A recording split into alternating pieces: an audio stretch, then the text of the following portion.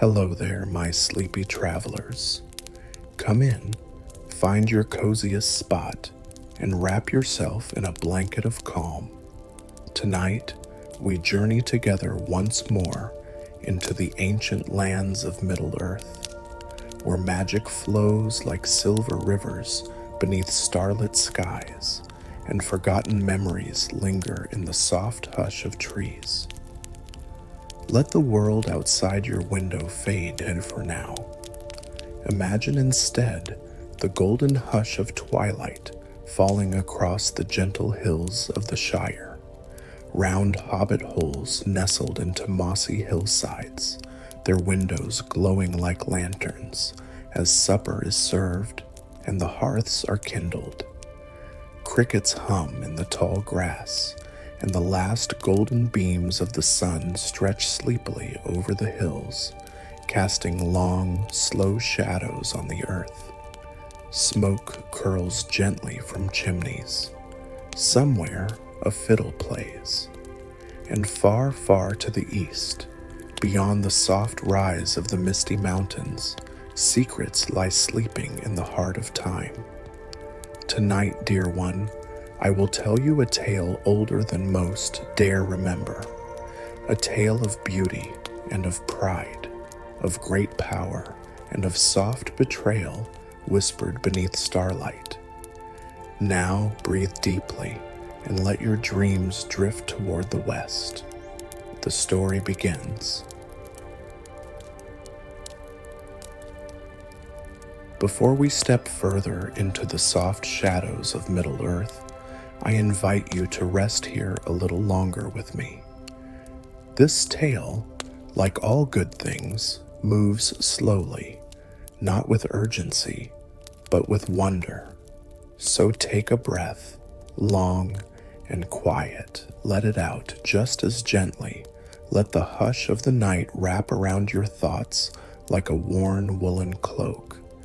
And if this story brings you peace, if it stirs your imagination or lulls you gently toward dreams, feel free to stay a while.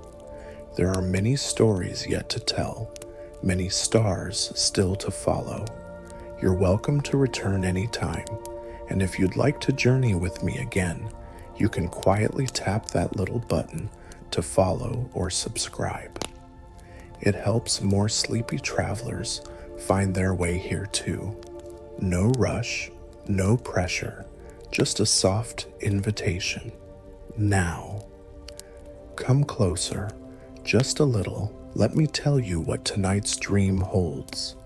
Long before Frodo's journey, before the Fellowship crossed snowy mountains and darkened forests, even before Sauron's eye pierced the lands of Mordor, there were the elves, proud, radiant, eternal, and from their forges came wonders the world had never seen. This is the story of the first forging of the Elven Rings. You may know of the three, Narya, Nenya, and Vilya, rings of fire, water, and air. But what you may not know is how they were made, who whispered the craft into their minds, and how pride, cloaked in beauty, allowed a shadow to slip through the cracks of even the fairest hearts. Tonight, we won't rush through battle or fear. No, we will walk slowly through memory and silver moonlight. We'll listen to the quiet clang of elven hammers shaping power. We'll sit beside Celebrimbor as he stares into ancient fire, and will feel the first trait of unease when a stranger in fair form offers secrets too tempting to refuse. It is not a tale of terror, but of lessons gently learned and wonders slowly lost. So close your eyes if you wish, and follow the thread of starlight as it winds back through the ages. The tale is waiting, nestled within the timeless realm of Eregion, where the silver mists curl along the edges of ancient forests, and the sound of rivers hums like an old lullaby there lived a master of craft unlike any the world had seen before.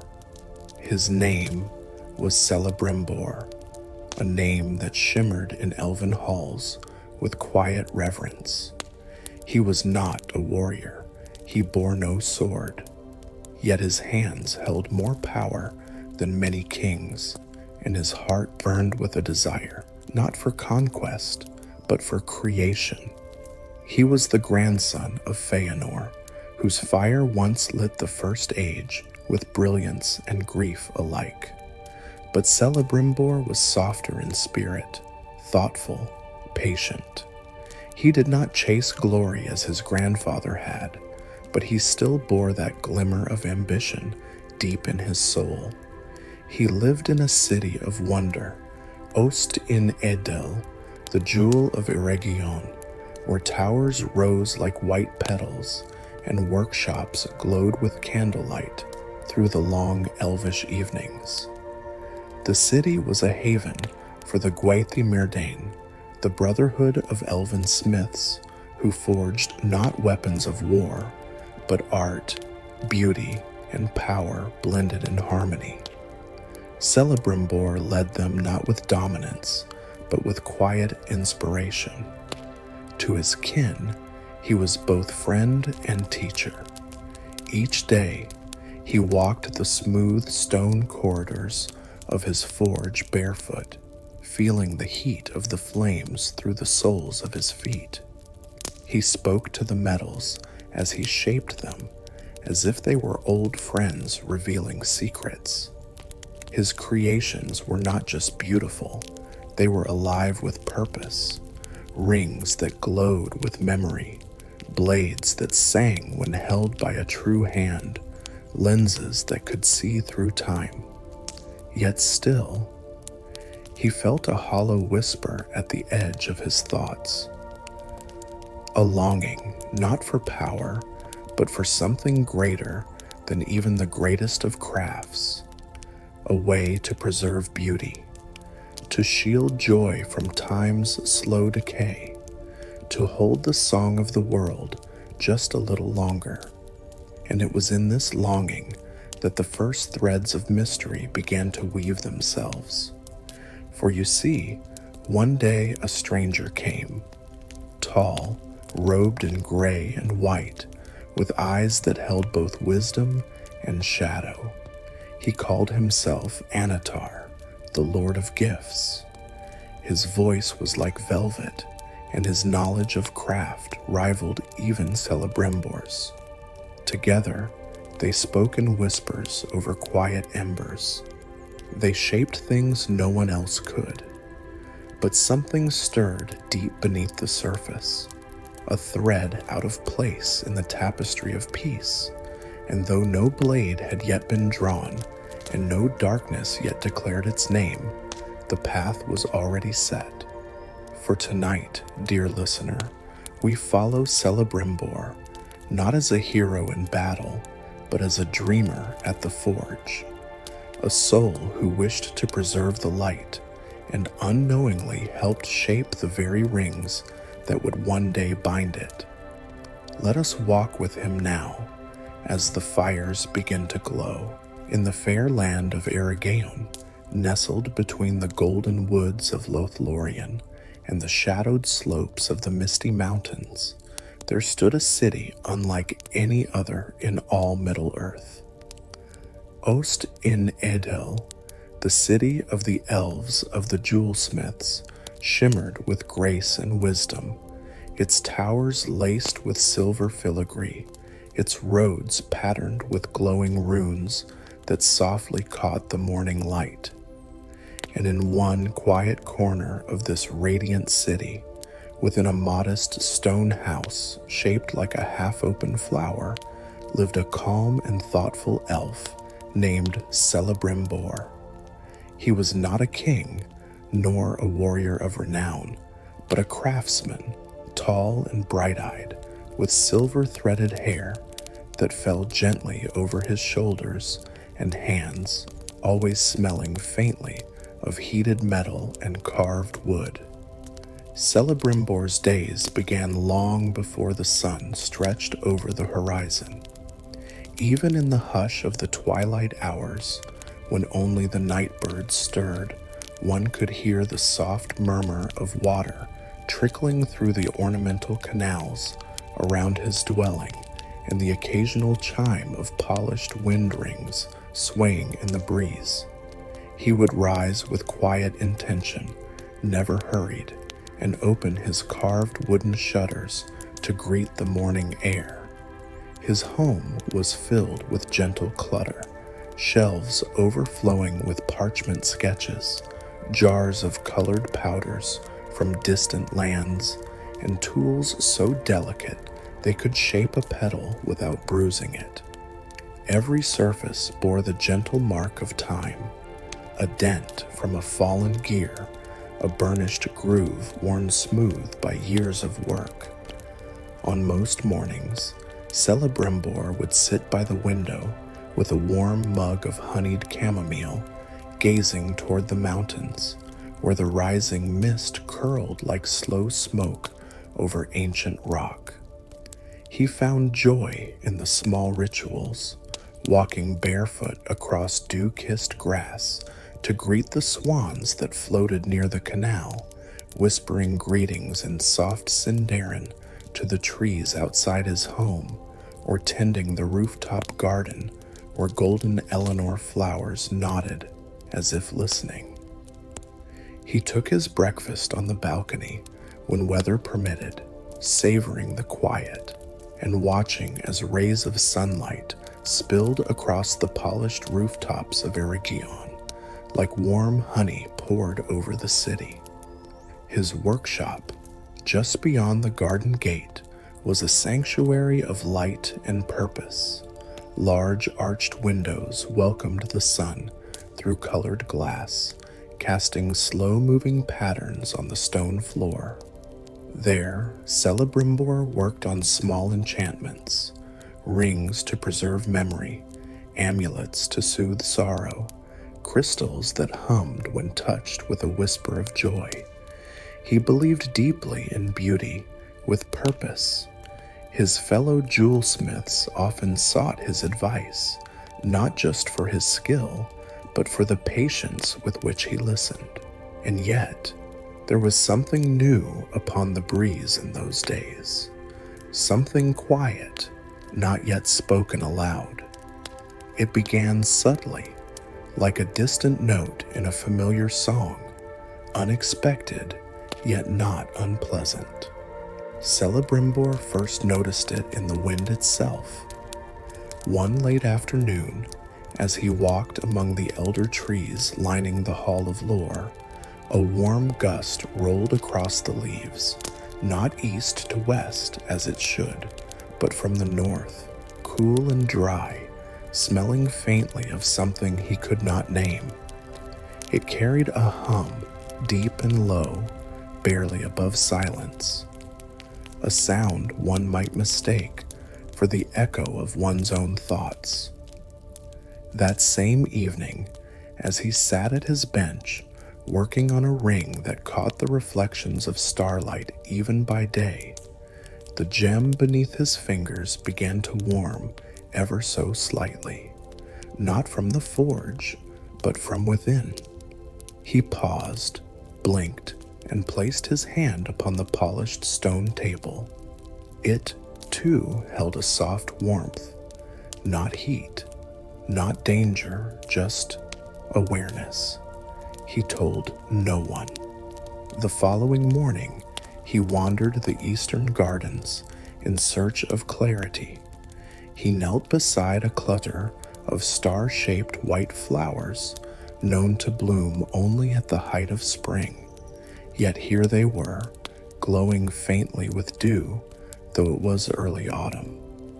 Their scent was richer than usual, almost like that of myrrh, and the leaves beneath them curled inward as if whispering secrets to the earth. "Have I simply not noticed this before?" he murmured aloud. The trees offered no reply, but a single silver leaf broke from a branch above and drifted into his palm. Something, somewhere, had stirred. In the days that followed, more small oddities crept into his life. Not troubling, not unwelcome, but unmistakably curious. Books in the Hall of Lore began to open more easily to pages of ancient smith lore, as if guiding his study. A forge once considered too unstable for delicate work suddenly held a steadier flame, burning bluer and cleaner. Even his dreams, rare as they were, shifted into visions of metal flowing like water and rings that rang like bells when struck upon the forge. And all the while, an emotion bloomed softly in his chest. A gentle yearning, not for glory or mastery, but for something deeper, a calling that had no voice, only sensation, like walking toward a door he'd never seen, but always known. One evening, as the sun began to dip beyond the hills of Holland, Celebrimbor climbed to the topmost terrace of Ost and Edhill's tower, a quiet place he visited when his heart grew restless. The air was clear, and the stars began to bloom above like lanterns in slow procession. Below, the city hummed with its own serene rhythm, elven laughter in the distance, soft harp music carried on the wind, fountains trickling gently into carved basins. He closed his eyes, and again the hum returned, clearer now. It did not come from the city or the hills or even the sky. It came from beneath the world, beneath memory, a song ancient and deep, buried in the bones of the earth, one that spoke not in words, but in resonance. It stirred not his mind, but his spirit. His hand drifted unconsciously to the silver ring he wore, a simple piece of his own making, never enchanted, but in that moment, it pulsed faintly, like a heartbeat. That night, he did not sleep. He wandered the empty corridors of the city's archives, fingers brushing against scrolls and stone, searching, not with urgency, but with the quiet persistence of someone following a thread he could finally feel beneath his feet. He found nothing obvious, no prophecy, no spell, only a quiet affirmation echoed in every ancient text he passed. The greatest works are not born from ambition, but from need, not from command, but from invitation, and something, or someone, was beginning to invite. When the morning came, it arrived in silver fog that kissed the stones of Eregion like a whisper. Celebrimbor stood in his workshop, unmoving, his eyes fixed on the ring from the night before. It did not glow, it did not hum, but it felt awake. Outside, the birds resumed their song, and the first light of dawn painted the mountain peaks with pale gold. The mystery had not yet spoken, but it had begun to breathe, and in the gentle stillness of that moment, Celebrimbor smiled softly, not in triumph, but in welcome. For whatever was coming, he would be ready. The days that followed in Eregion unfolded like a quiet song with shifting notes, so subtle that many would not have noticed at all. But Celebrimbor, with the patience of a true craftsman and a soul attuned to the quiet music of the world, began to see what most would overlook. The mornings still arrived soft and golden, the air crisp with the scent of dew on ivy and warm bread wafting through the city lanes. The city breathed peace, but underneath it, something stirred. It was as though the land itself had begun to lean forward, listening. One morning, as Celebrimbor tended to the morning glisten of his rooftop Eleanor garden, he paused mid-step. The small patch of flowers had always faced east toward the rising sun, as most blossoms do, but this morning they were turned north, every single one. Not by wind, for the air was still, not by shadow, for the sun had not yet broken the horizon, simply turned. He knelt beside them, brushing a fingertip across their velvety petals. The flowers shimmered slightly in the half-light, as though moonlight still clung to them. He watched, waited, nothing more occurred, and yet a whisper of something stirred within him again. No words, just the feeling of being watched by something kind and ancient, something that remembered. That very evening, as twilight began to melt into night, Celebrimbor took a lantern and walked beyond the borders of the city, following a path he had not taken in many seasons. It wound gently through the edge of the forests, where elder trees twisted upward like cathedral spires, and soft moss carpeted the earth in quiet green. As he walked, the sound of the city faded. No harp song, no voices, just the hush of wind slipping through branches and the occasional rustle of some small creature among the roots. His lantern cast a warm circle of amber light, swaying with each step, and then he saw it.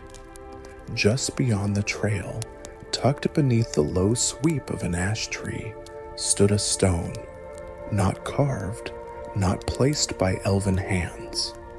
Older, weathered, and cracked with age, yet not crumbling. It stood barely taller than his knee, its surface covered in fine lichen, but at its center, faintly visible in the lantern glow, was a spiral, simple, precise, unmistakably deliberate. Celebrimbor slowly crouched, reaching out but stopping just short of touching it. It pulsed, ever so faintly, not light, not sound, a sensation as though the stone itself had taken a breath in his presence. He did not disturb it.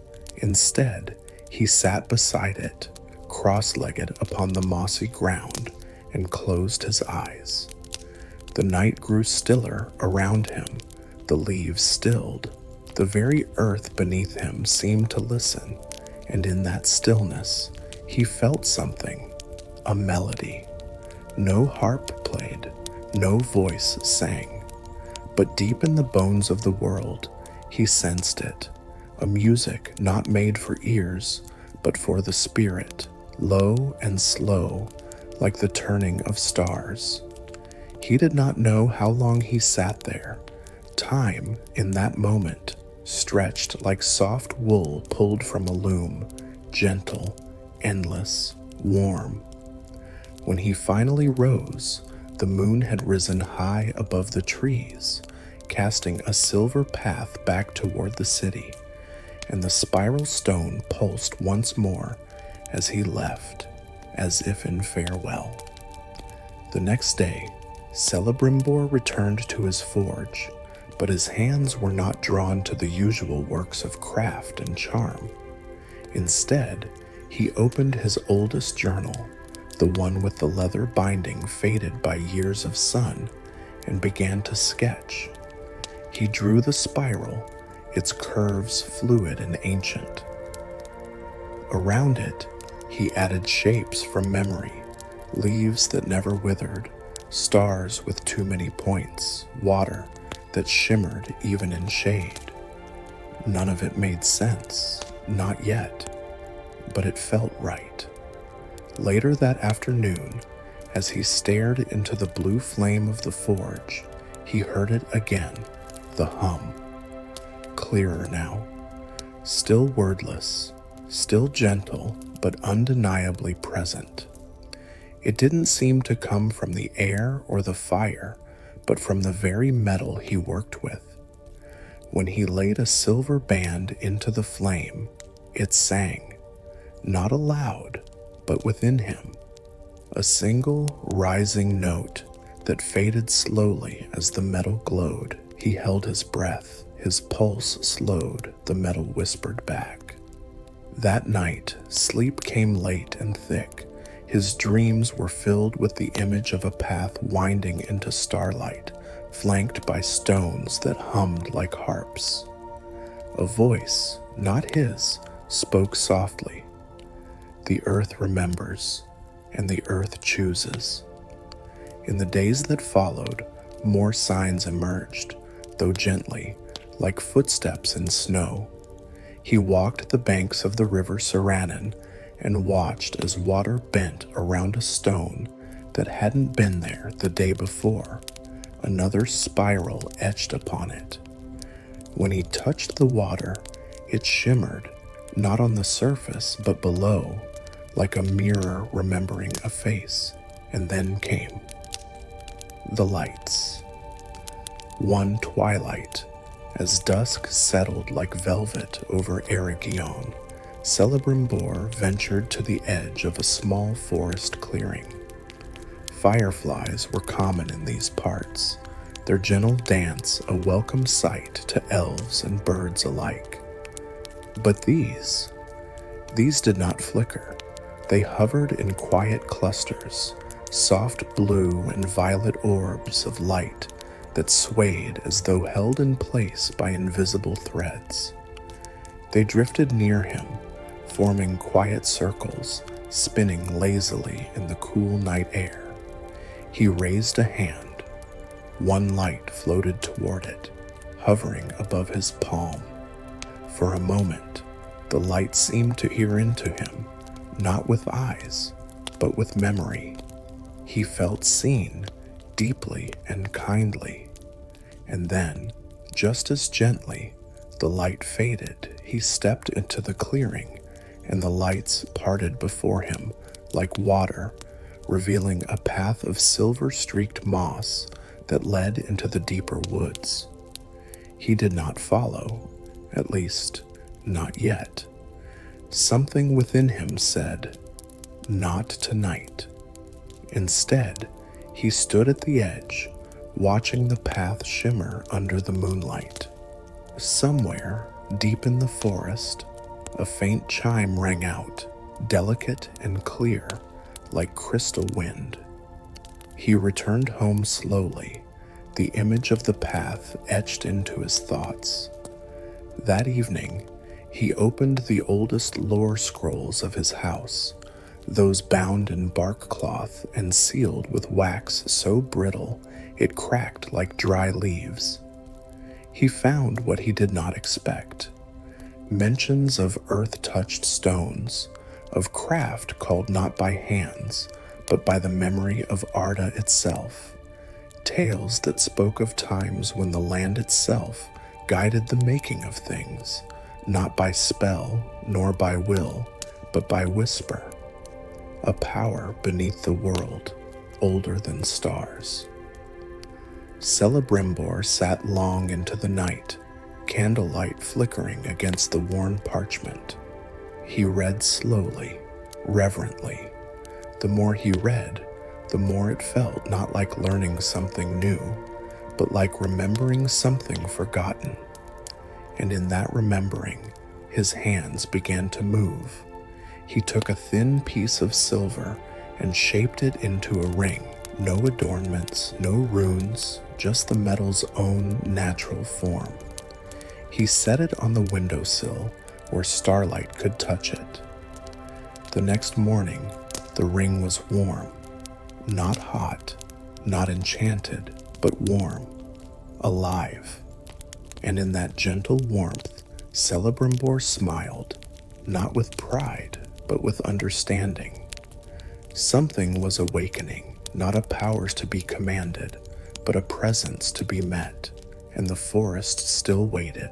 Tomorrow he would walk that path, not with fear, not with urgency, but with wonder, for he now understood the greatest rings would not be forged by ambition, but by listening, and he was ready to listen.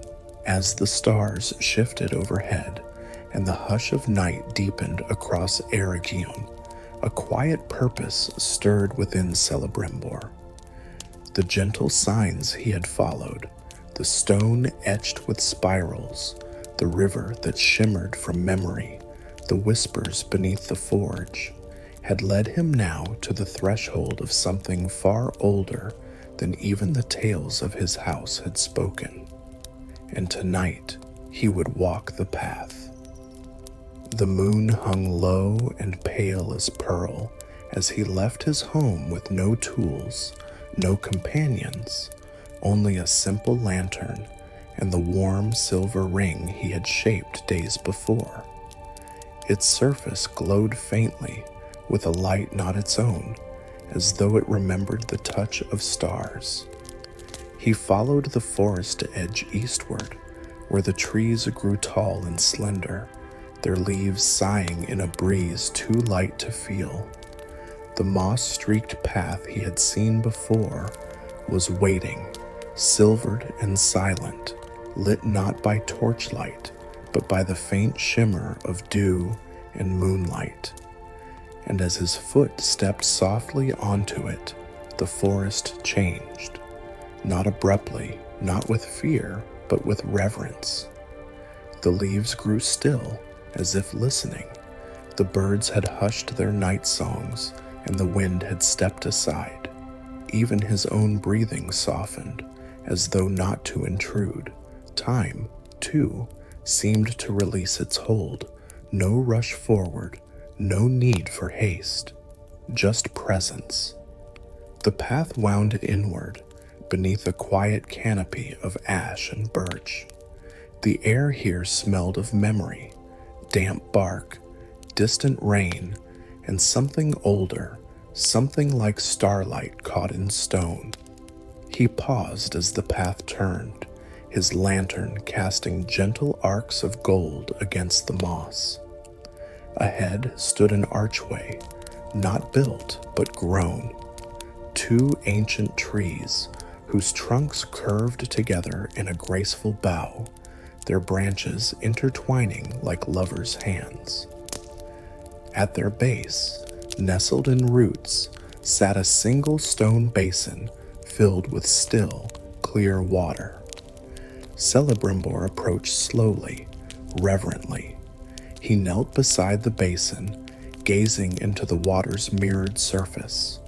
At first, it was simply his own reflection, his silver-flecked dark hair, the slope of his brow, the quiet steadiness of his eyes. But as he gazed deeper, the image shifted, not abruptly, gently.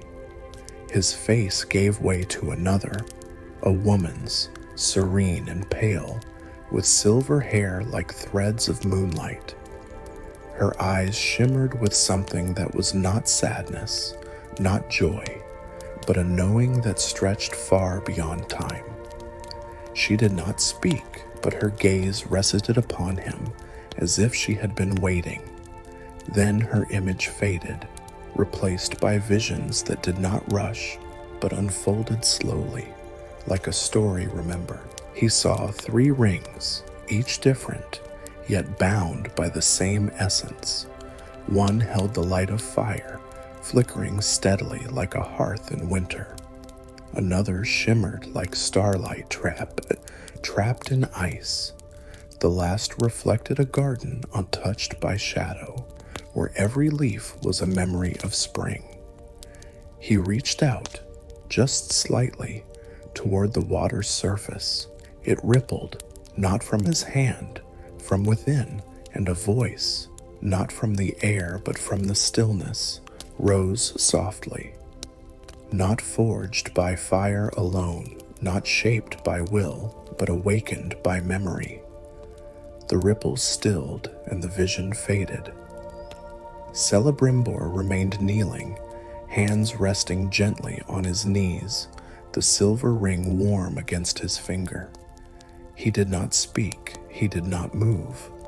The meaning was not yet fully clear, but he knew in the quiet of his bones that he had touched the edge of something vast. The trees whispered above him, their leaves brushing like soft silk in the wind's return. A bird called once, low and clear, like a bell from afar.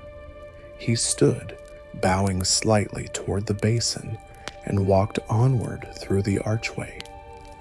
Beyond it, the forest deepened, but not in darkness. The path grew faint, then faded entirely, and he was left to move by instinct, by feel.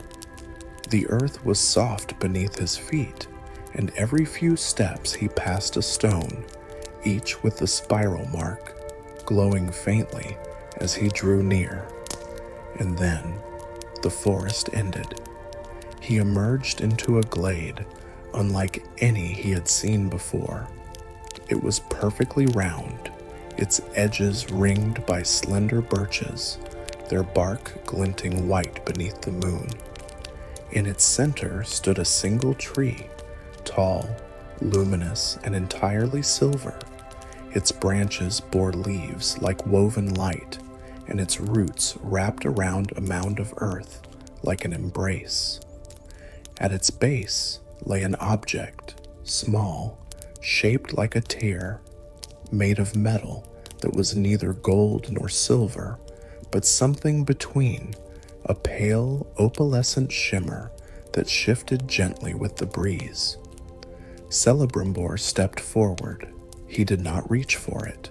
Instead, he knelt beside it once more and listened, and the world grew silent again. But in that silence, he heard more than he ever had. The hum of the tree above him was steady and deep, like the low chord of a distant harp.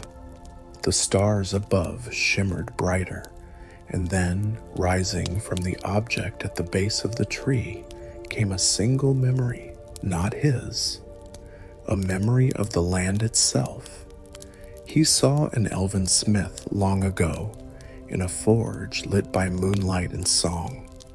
He watched her shape a pendant that sang beneath her hands, guided not by spell, but by story, each hammerfall in rhythm with her heart, each fold of metal in step with some memory of the world. She was not creating, she was remembering into form.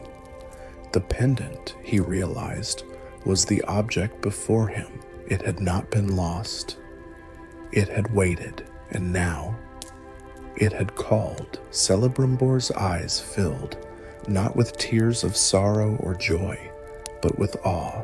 He understood now, if only in part, what this journey had been. The first forging would not be a triumph of power, nor a mastery of craft. It would be an act of listening. The earth remembered, the stars remembered, and so would he. He sat beside the pendant, beneath the silver tree, as night slowly yielded to the pale blush of dawn. The sky above lightened, and with it came a hush of clarity.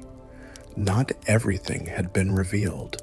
There were still riddles wrapped in the mists of time. But Celebrimbor felt, for the first time, that he was no longer walking ahead blindly. He was walking in step with something far greater, far older, a partnership between hands and earth, between heart and history.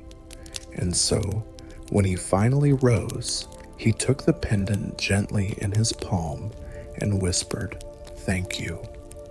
The tree above him rustled softly, leaves shimmering like laughter in the morning light. And the mystery remained, but now it had a name, remembrance. As the morning mist lifted from the glade, a hush lingered, one that seemed older than the dawn itself. The silver tree stood tall behind Celebrimbor, its leaves swaying in slow rhythm, casting gentle glints across the grass like falling starlight. and in his hand, still cupped like something fragile and sacred, rested the pendant, light as breath, yet heavy with memory. He did not return to the city right away.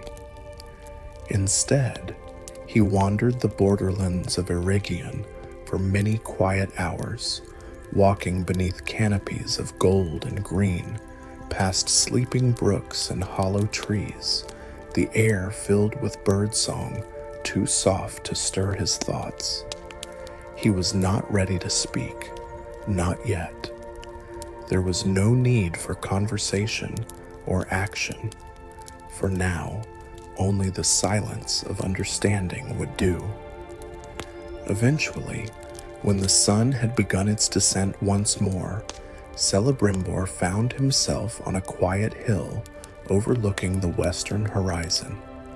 The land rolled gently beneath him, patches of moss, long grasses, and low stones warmed by daylight. He settled down without a word, knees drawn close, and let his thoughts drift outward like mist over water. The pendant rested on the ground beside him, catching the amber light of the setting sun. And he, with eyes half-lidded and breath soft as a sleeping child's, began to think.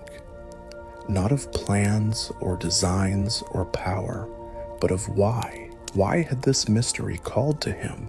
Why had the land responded, as though waiting to share its story? Why had he, so long devoted to precision, to skill, and the honor of his lineage, felt such a pull towards something he could neither shape nor fully comprehend? He watched the wind move through the grass. He listened to the low hum of the earth beneath him, and slowly, gently, an answer formed, not in words, but in feeling. It was not the forging that mattered, it was the remembering.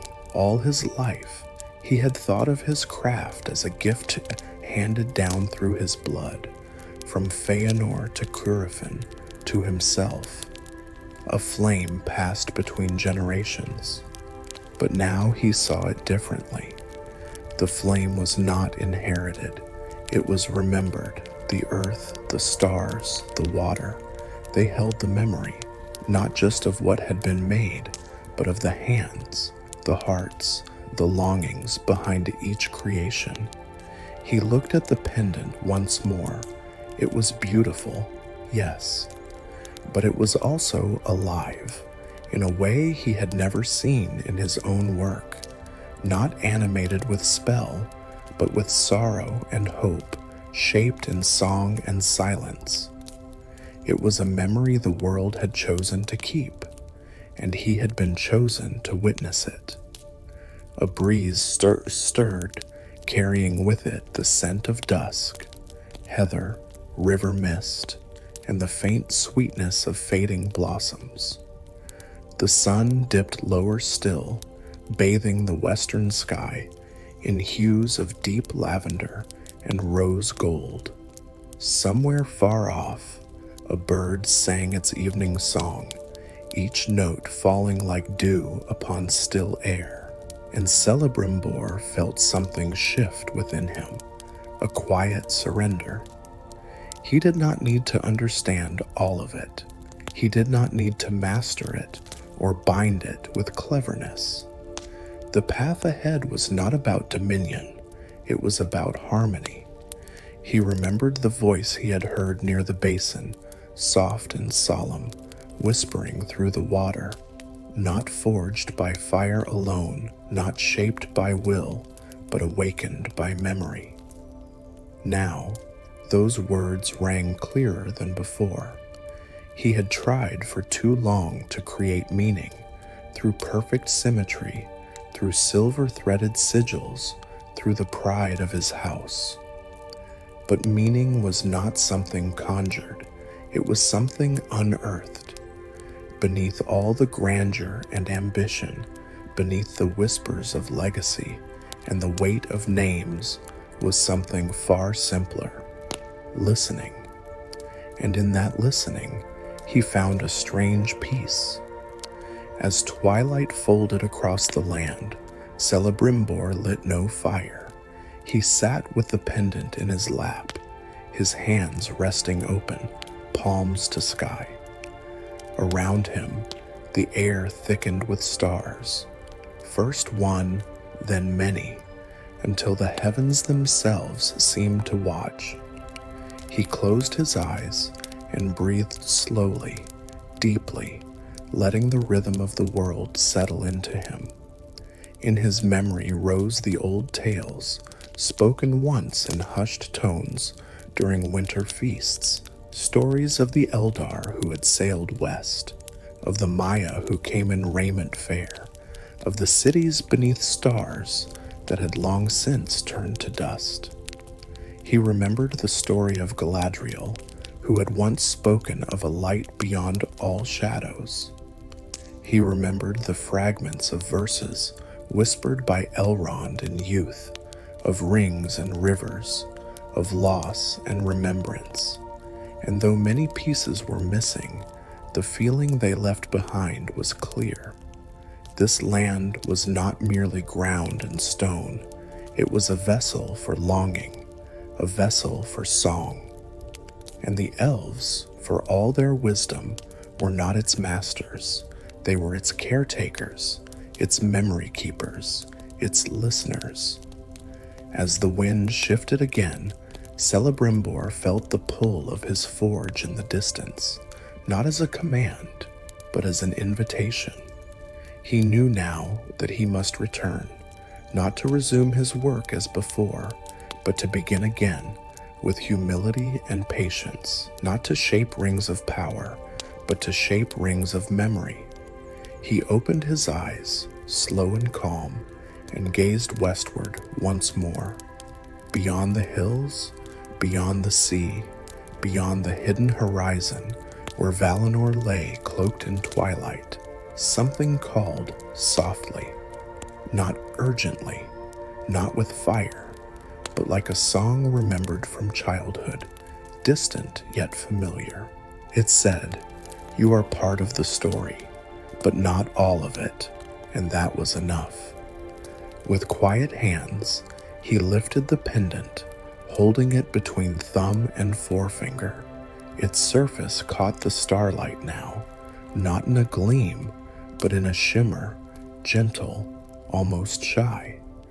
And in that shimmer, he saw the reflection of a new path, not one that led to fame or mastery, but to belonging. He would speak of what he had seen, not yet, but in time, for now, he would listen, and when the time came to forge again, it would not be from pride or prowess, but from reverence, from stillness, from love. He smiled faintly, the corners of his mouth turning like leaves caught in a warm breeze. The night no longer felt empty, it felt held, and so did he. Beneath the vast tapestry of stars, Celebrimbor gathered the pendant, rose slowly, and began the walk back to Eregion, not as a smith seeking mastery, but as a soul seeking memory. Each step was a heartbeat in the rhythm of the land, each breath a part of a song older than time. And though many riddles remained, and the road ahead held both wonder and sorrow, he no longer walked alone, for now the earth walked with him, and in its memory his story had begun. The days that followed Celebrimbor's quiet awakening passed like silk slipping through one's fingers, soft, seamless, and touched with the hush of knowing that something within had gently changed.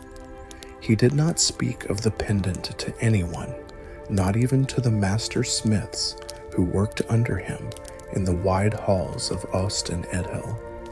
But in his gaze there lived a distant shimmer, as if the starlight he once studied had finally begun to glow from within. His path, however, did not stay within the city. Something in him, Perhaps the memory of the whispering pool or the slow hush of twilight on the hilltop drew him outward, not with haste and not with intent to conquer anything, but with the kind of walk that seeks neither destination nor end, only presence. So it was that Celebrimbor set out on a quiet road to the west, alone, cloaked in soft gray, his steps deliberate and unhurried.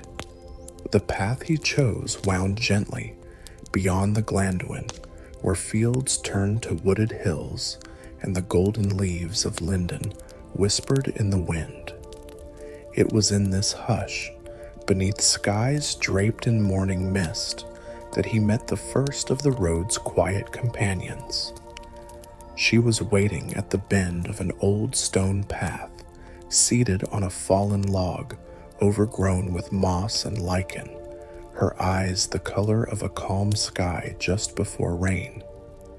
An elf of elder years, her hair like silvery flax flowing gently over a mantle of forest green. She carried no weapon and bore no mark of station, only a satchel of herbs at her side and a stillness that ran deeper than silence. Celebrimbor bowed with quiet reverence, sensing instinctively that she was older than he could guess, perhaps one of the first to linger east of the sea. "You walk with memory," she said gently, offering him no name, but watching him as though she had known him in dreams. And memory is a burden best shared in quiet. He did not speak, not right away, but he sat beside her on the mossy log, and for a while they listened to the wind carry the song of a distant brook. "Do you remember how it was," she said at last, "when the trees first taught us to bend the light into song?" Celebrimbor turned to her, his brow softening. "I remember only what I've been told," he replied, "that the world was young and humming, that we shaped beauty not from ambition, but to echo what already sang." The elf woman nodded, and now? He looked down at his hands, the same hands that had once traced Feanor's forgotten symbols in dusty scrolls that had shaped silver into stars and gems into crowns. "Now, it seems the song is quieter," he said, "but I hear it still." She smiled, not with the delight of approval, but with the solemnity of someone who had waited long to hear such words spoken again. "Then you are not lost." She rose, placing one slender hand on his shoulder, just for a breath, and then vanished down a side path of shadowed vines, her footsteps so light they left no echo. He watched her go, and when the path turned and she disappeared behind ivy and stone, he did not follow. It was enough to have met her. He resumed his walk. That night, beneath a moon bright and round, he came upon an ancient standing stone, half sunken in earth, wrapped in vines like sleeping arms. By its base crackled a small fire, and beside it sat a man, hooded, broad-shouldered, wrapped in furs of gray and brown. He did not look up when Celebrimbor approached. "Your fire welcomes more than one, I hope," the elf said softly. The man nodded once. "All fires do," he replied, in a voice roughened by years, but not unfriendly. "It's the folk that must learn to share them again." Celebrimbor sat across from him. The stone loomed between them like a sentinel, its surface worn by wind and time, and for a while they let the fires speak in their place. "You are no ordinary wanderer," the man said at last. Not many elves come this way alone. And you are no ordinary man, Celebrimbor replied. Not many men linger by stones older than the sea. The man gave a low chuckle. Fair, I am of the Dunedain. I guard paths forgotten and remember tales most would let fade. He tossed a branch into the fire and leaned back against the stone. This one, he said, tapping the stone with a weathered hand, once marked the boundary of a place the world has since buried, a haven of light, before shadows grew long, before pride became power. Celebrimbor felt the truth of it in his bones. I seek the thread between that time and now, he murmured. The ranger looked at him carefully, his eyes catching the firelight like polished oak. Then walk softly, smith of Eregion. Memory is not treasure, it is song, and songs break when bound too tightly. Celebrimbor nodded. I will remember. They said no more. At dawn, the fire was embers, and the ranger was gone, leaving no tracks in the dew-covered grass. But the warmth of the night lingered. In the days that followed, Celebrimbor met others. A wandering minstrel, with eyes like storm clouds, who played tunes that sounded like stars falling gently into water. A child, barefoot and humming beneath a tree, who gave him a feather and said only, "She told me you would need it," before skipping off into golden fields. And once, near a shallow lake where reeds danced in breeze, he glimpsed a white stag. It did not run. It watched him with the gaze of something that had seen the first sun rise, and then it turned, walked into the trees, and vanished like a dream. These encounters were not loud, they were not grand or filled with thunder, but each left something with him, small lights, quiet memories, a growing sense that he was walking not just through Middle-earth, but with it. One twilight, on a ridge where purple wildflowers grew in thick waves, Celebrimbor stood and looked west. The sky was awash in soft fire, amber and lilac, fading into sapphire. Below him, the road curved like a ribbon of smoke, leading on into shadow and starlight. And in his heart, he felt something loosen. He did not need to know all things. He did not need to shape them. It was enough to walk them, with eyes open, ears listening, heart ready. He thought of the woman by the log, the ranger by the stone, the child and the stag, the minstrel's melody echoing still. Each had given no answers, only presence, only pieces of forgotten lore, unbound, unclaimed, and freely shared. He smiled, the land remembered him, and he, at last, was beginning to remember the land. That evening, the sky wore its finest cloak of stars. The road had led Celebrimbor to a quiet hollow nestled between hills, where the trees parted just enough to open a window to the heavens. A small stream murmured nearby, threading between mossy stones and glowing reeds. Above, constellations turned slowly, ancient and watchful. He made camp at the base of a twisted birch, its branches reaching like arms toward the silver moon. The air was cool, but not cold, gentle enough for comfort, carrying the scent of lavender and fern. The fire he built was small and crackled softly, its flames dancing with the breeze but never disturbed by it. As he sat upon a smooth stone, cloak wrapped around him, The sound of careful footsteps approached from the path he had taken earlier that day. There was no surprise in him, only calm recognition, as if the moment had been waiting for both of them.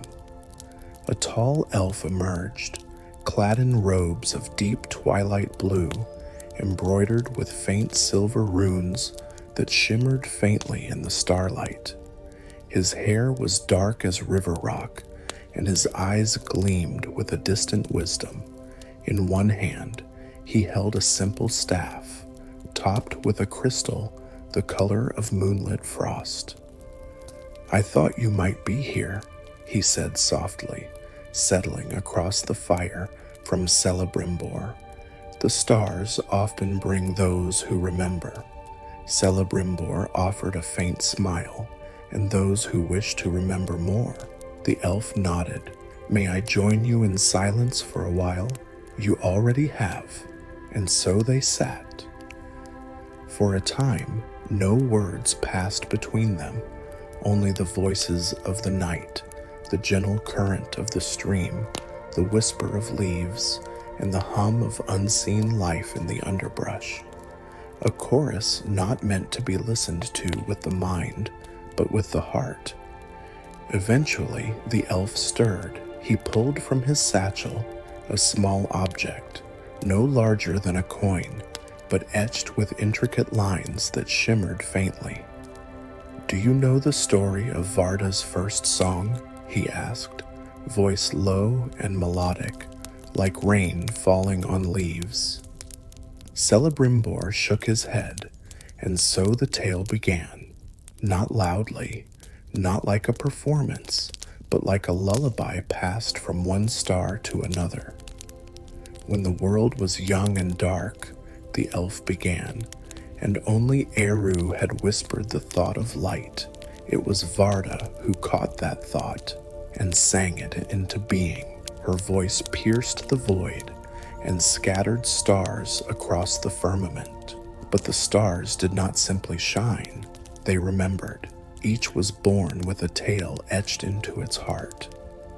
Celebrimbor listened, mesmerized not only by the story, but by the way it was told. As the elf spoke, the flames flickered slower, and the constellations above seemed to breathe in rhythm. The world around them had grown still, expectant.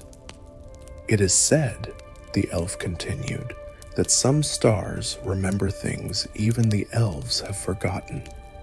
That when they blink, it is not light they shed, but memory, lost songs, forgotten promises, and names long buried in sea or stone." "Do you believe that?" Celebrimbor asked, eyes fixed on the sky. The elf's smile was soft and knowing. "I believe memory is not bound by flesh or time.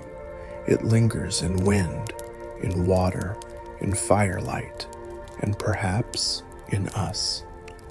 The fire cracked, sending a gentle spray of sparks into the night, as if affirming the thought. "Would you like to hear another?" the elf asked. Celebrimbor nodded slowly, and so the stories flowed, woven like silver threads. They spoke of the straight road, which only the faithful and the blessed could walk, fading from the sight of the mortal world and leading to Valinor, hidden beyond the curve of the sea.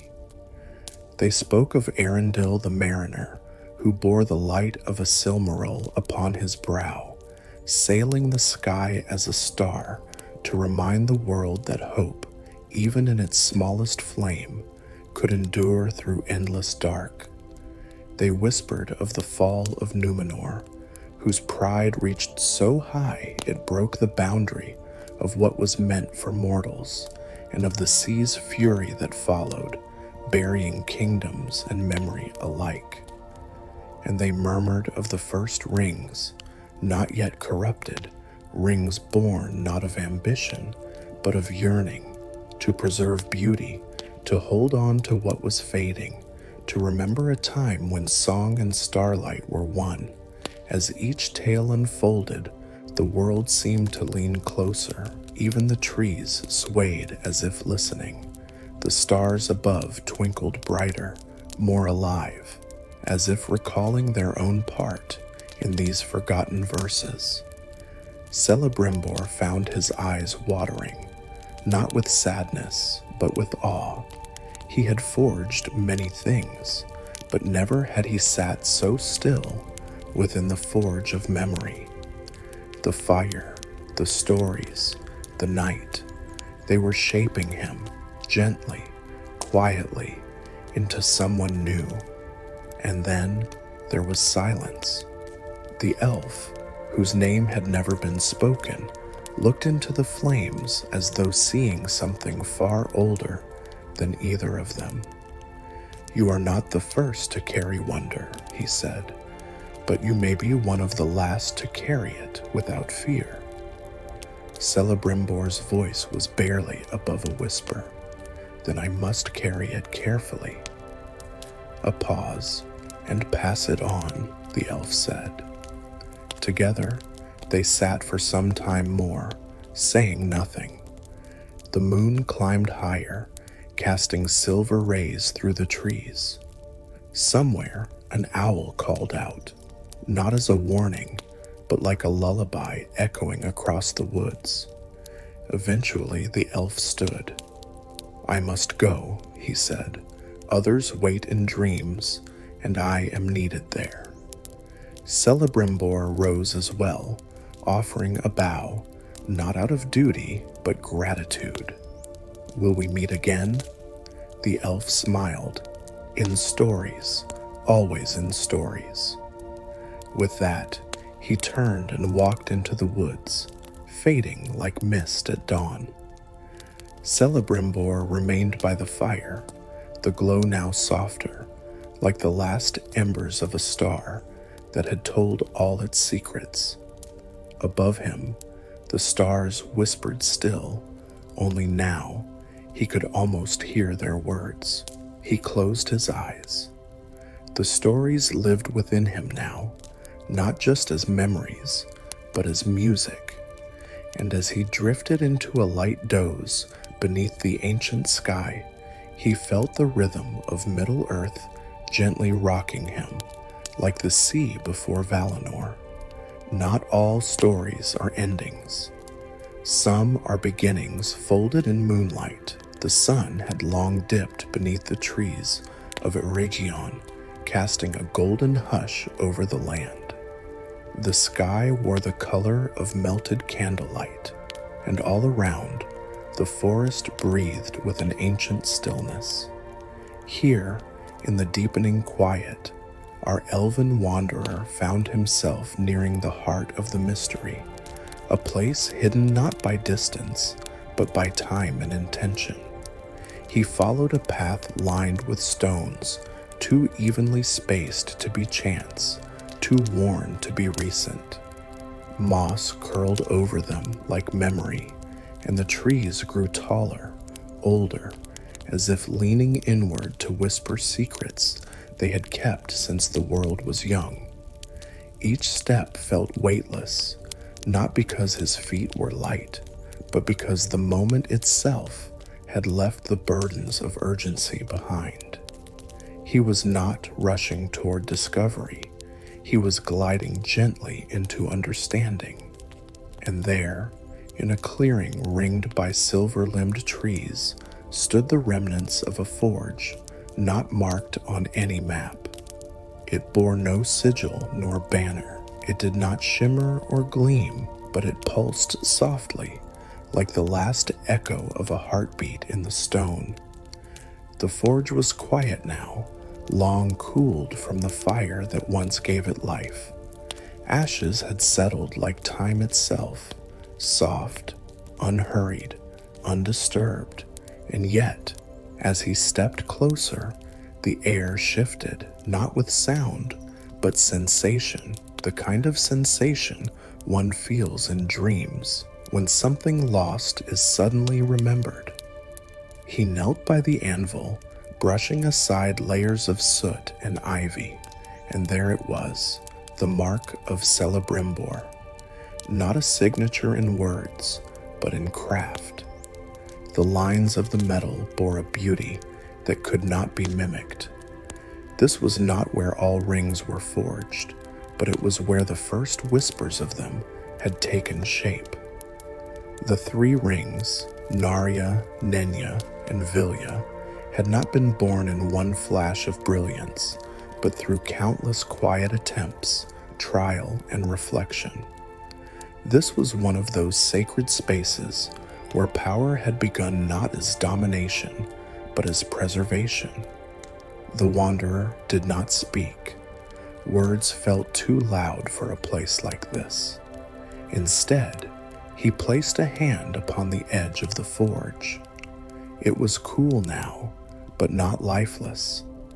A faint warmth pulsed beneath the surface, as if the forge remembered its purpose, and in that warmth he saw the past not with his eyes, but through the deep knowing that elves call Serende Nome, the memory of the land itself.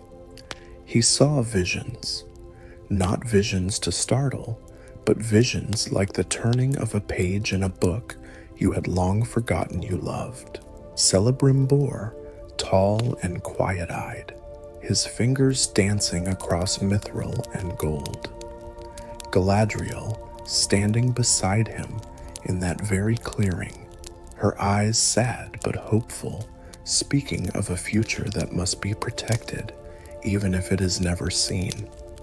And Sauron, though not named such then, walking with shadow beneath his fair mask, his voice too smooth, his promises too perfect. The moment when the betrayal had not yet happened, but had already begun. The vision faded as gently as it had arrived, and the wanderer sat in the grass, eyes lifted to the sky. Above him, the stars blinked slowly into place. He realized now the forging of the rings was not only a moment in time, it was a reflection of the hearts that shaped them. Celebrimbor had wanted to preserve beauty. Galadriel had longed for a strength that would not fade. Even the one who betrayed had once desired to order the world into peace, until that desire twisted. And so the rings were made, not in pride alone, nor in malice, but in layered intentions that the world would spend ages unwrapping. The wanderer touched the small token in his pouch, a shard of crystal found earlier in his journey. Now, in the light of understanding, it shimmered faintly, resonating with the memory of the forge. It had once rested here, among the ashes of old beginnings, not magical in itself, but soaked in the story of magic. He rose with care, not to leave, but to close a chapter. The mystery had not offered him all answers, but it had offered what mattered, clarity wrapped in wonder, and the peaceful knowledge that he had stood where legends began, not in war, but in quiet craftsmanship. As he turned back toward the familiar hills, the forest did not darken, nor did the wind rise. It only sighed softly, like a friend saying farewell without sadness. The path was unchanged, and yet his steps felt different. On the way, he passed the stream that had once whispered secrets to him. Its water now seemed clearer, its surface calm. And as he crossed the stone bridge, he paused and looked once more toward the west. The mountains were distant, their peaks silvered in starlight, and he whispered, not a spell, but a promise. "Your work is remembered," he said. The wind stirred gently in answer. By the time he reached his cottage, tucked quietly into the curve of a green hill, the first birds of evening were calling. The lantern on his porch flickered with a golden welcome. He stepped inside, removed his cloak, and placed the crystal gently upon a shelf above the fire. It glowed for a moment, as if content to be home. And there, beside the hearth, he sat once more in his old wooden chair, the same chair he had always returned to. The journey had been long, but it had not changed him. It had simply uncovered what had always been there: curiosity, memory, and the quiet reverence for things that endure. Outside, Middle-earth slept. Inside, a fire crackled low, and all was calm. Hello there, my sleepy travelers. You've walked far with me tonight, through starlit glades and forgotten forges, through the quiet footsteps of an elven soul searching not for power, but for understanding.